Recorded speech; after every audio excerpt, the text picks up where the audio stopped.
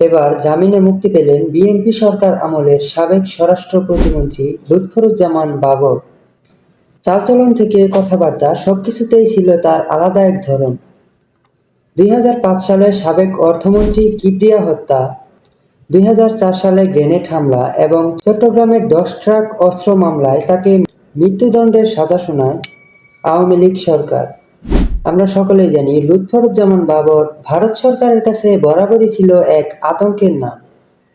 Seven সিস্টার্সে বিদ্রোহী দল বানিয়ে দিয়ে ভারতকে এতটাই অস্থিতিশীল বানিয়ে দিয়েছিলেন যা চীন পাকিস্তান মিলেও পারেনি।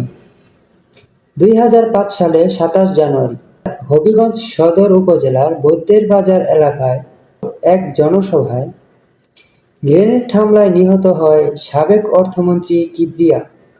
এ ঘটনায় সাবেক স্বরাষ্ট্র প্রতিমন্ত্রী লুৎফুজ্জামান বাবর, সিলেট সিটির সাবেক মেয়র আরিফুল হক চৌধুরী সহ বিএনপির বেশ কয়েকজন কেন্দ্রীয় নেতাকে আসামি করে মামলা দায়ের করা হয়। নেত্রকোনা ৪ আসনের সাবেক সংসদ সদস্য লুৎফুজ্জামান বাবর ৩ বার সংসদ সদস্য হিসেবে নির্বাচিত হয়েছিলেন। ২০০১ সালে বিএনপি জামাত জোট সরকারের সময় স্বরাষ্ট্র প্রতিমন্ত্রীর দায়িত্ব পালন করেন লুৎফুজ্জামান বাবর। এরপর ২০০৭ সালে সেনা সমর্থিত তত্ত্বাবধায়ক সরকারের আমলে তাকে গ্রেপ্তার করা হয়। পরবর্তীতে আওয়ামী লীগ সরকারের আমলে ২১শে আগস্ট গ্রেনেড হামলা ও চট্টগ্রামের ১০ ট্রাক অস্ত্র মামলায় তাকে মৃত্যুদণ্ডের সাজা শোনানো হয়। ২০০৪ সালে বাবর ১০ ট্রাক ভর্তি অস্ত্র, গোলাবারুদ ও রকেট লঞ্চার সহ গ্রেনেড ইত্যাদি অনেক অস্ত্র ভারত পাঠাতে চেয়েছিলেন।